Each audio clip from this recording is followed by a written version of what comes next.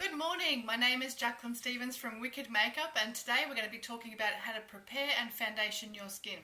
So the first thing I do in the morning before I put my makeup on is I cleanse my face with a lovely cleanser. I don't actually personally tone my skin because I like to keep my acid mantle intact, but then I go ahead and put on a very light serum. So I'll just show you how I do that.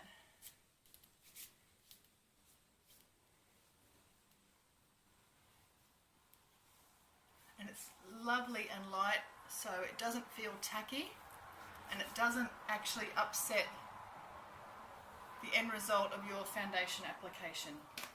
And then I actually apply a day cream, and the reason I like to apply a day cream as opposed to a cream-based primer is because my day cream is light. It's much lighter than a night cream.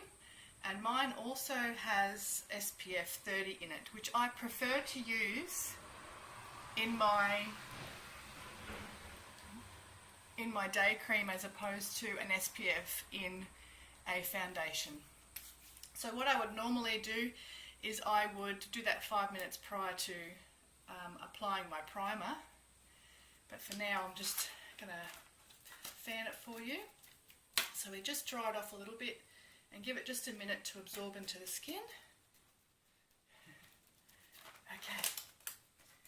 And then what I do is I apply a beautiful spray-on primer, and this particular primer is phthalate, paraben and alcohol free. It has new age technology in it, and it's all vegan as well, and I just think it's so beautiful. And the reason I also love it is because it allows my foundation to have an airbrush finish.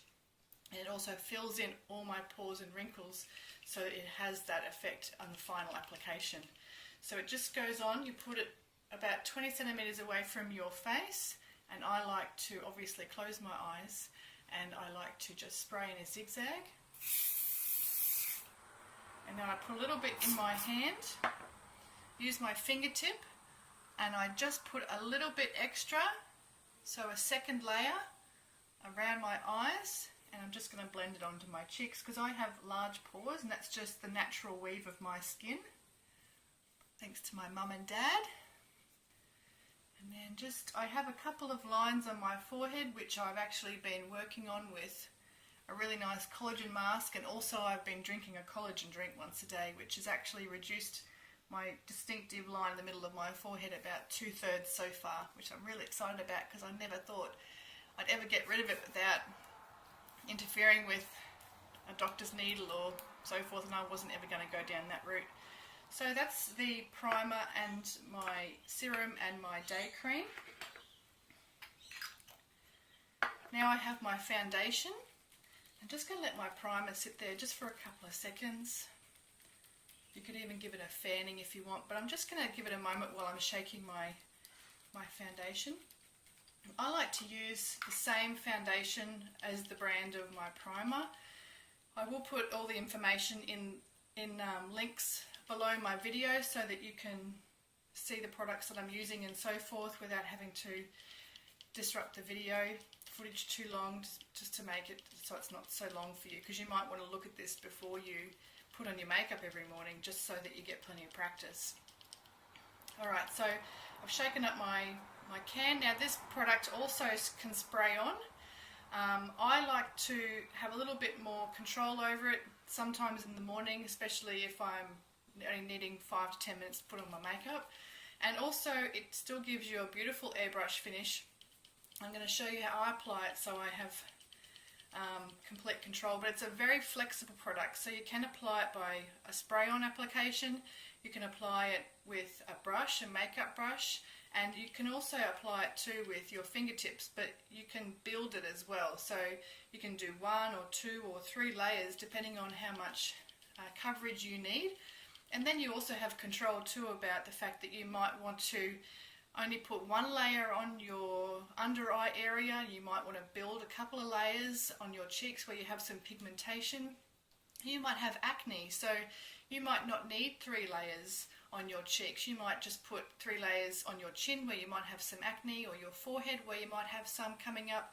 So you've got control over where you're building it and how it goes on. So what I do is, and the reason I love this one is because, again, it's vegan as well, and it's got brand new technology in it, which is, you know, state of the art.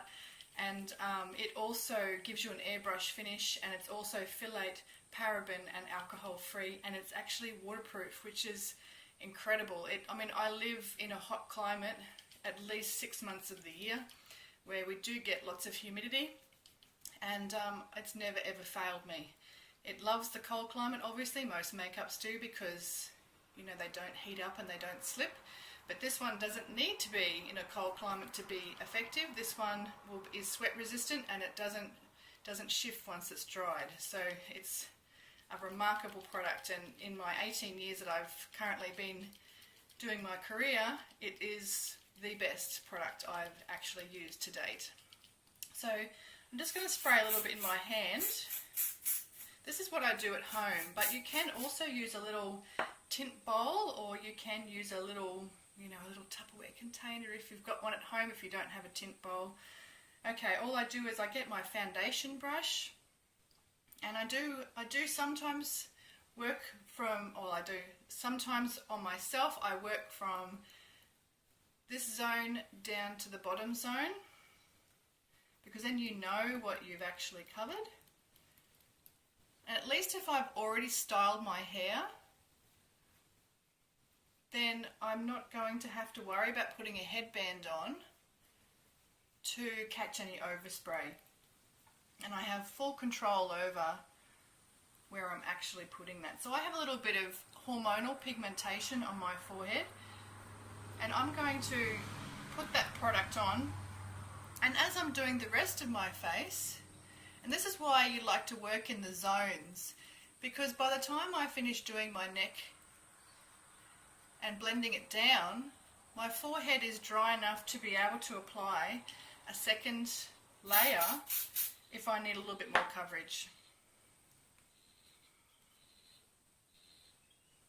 So you just get under your eyes. Now you might have a small eye area, and for that you would just use a smaller foundation brush, which are actually called concealer brushes, but it's not necessarily any specific type of brush. You can just use a small eyeshadow brush, but I like to use one that has synthetic bristles as opposed to, obviously, animal derived bristles.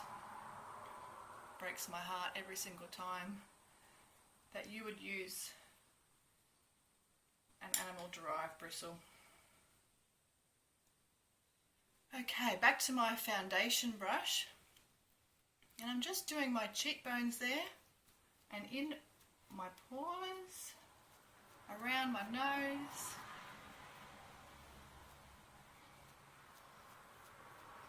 and doing this style of application, like these spray cans generally have approximately 300 sprays. So if you're applying it with a foundation brush, you can probably expect that if you're not using it as an airbrush spray on application, that you probably will use a little bit more in a brush or a sponge application.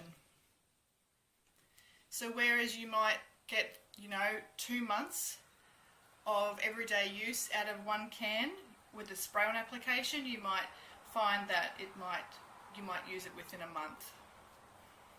But just as long as you're happy and your applications are happy and perfect, and you've got a flawless finish, which is what this particular foundation product actually gives you.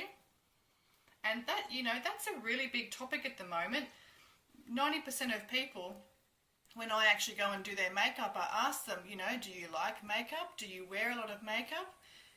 What's your relationship with makeup at the moment? And most of them will say, well, I use a little bit, but what I'm really looking for is a flawless finish. And this particular product, no matter if you apply it with a brush or you spray on application or you use your fingertips, which using your fingertips will actually give you a very light, very sheer application.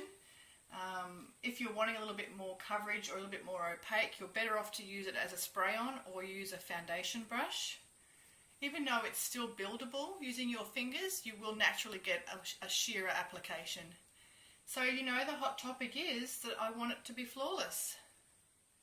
And no matter how you apply, in the style that you've chosen to apply it, this particular foundation product will give you a flawless finish. And as it dries, you can continue to make sure that your under eye area where you have your fine lines or your large lines, or you might have under eye bags, it depends on what age group you are or what life's brought you.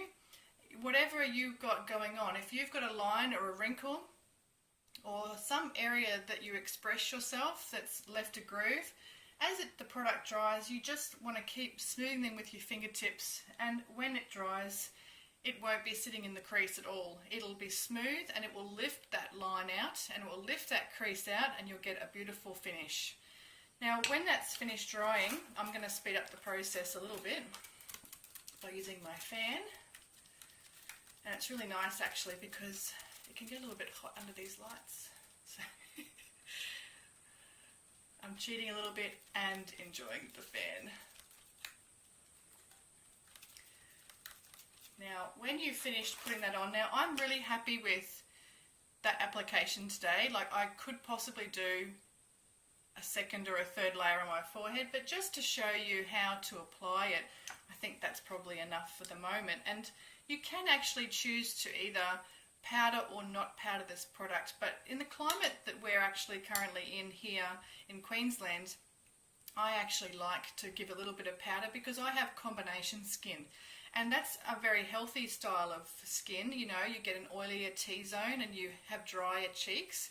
And that's actually, it's really healthy to have an oilier type of skin. You know, it just depends on what, nationality you are as to what your skin type generally is, and how your skin's been treated and how close to naturally operating and working your skin is. If it's tired or if it's been dried out by using products that have high chemicals, generally it tries to accommodate and account for that by, you know, producing more oil. But if you're a European skin type, like I have half European in me. My mum's Dutch, and you know, my mum has I have my mum's skin, which is perfectly wonderful because I don't mind having European skin, but we have generally a thicker skin weave, and we also have oilier T-zone. So if you'd like to have a little bit of a less shine in your T-zone, I would suggest that you would use a little bit of a sheer powder application, and low chemical as possible, obviously, and as talc free as possible.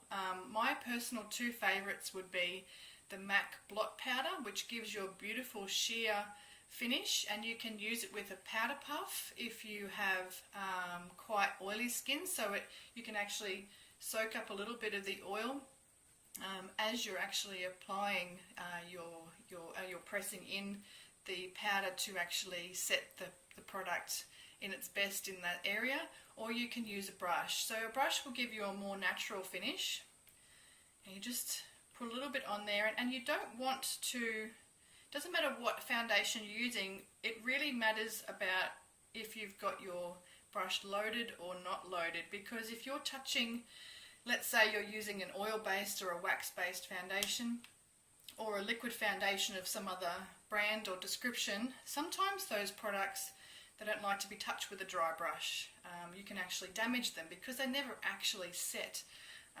So if you're using something like that, then I would suggest that you make sure that you got a little bit of powder on there, and you just want to dust that on that area.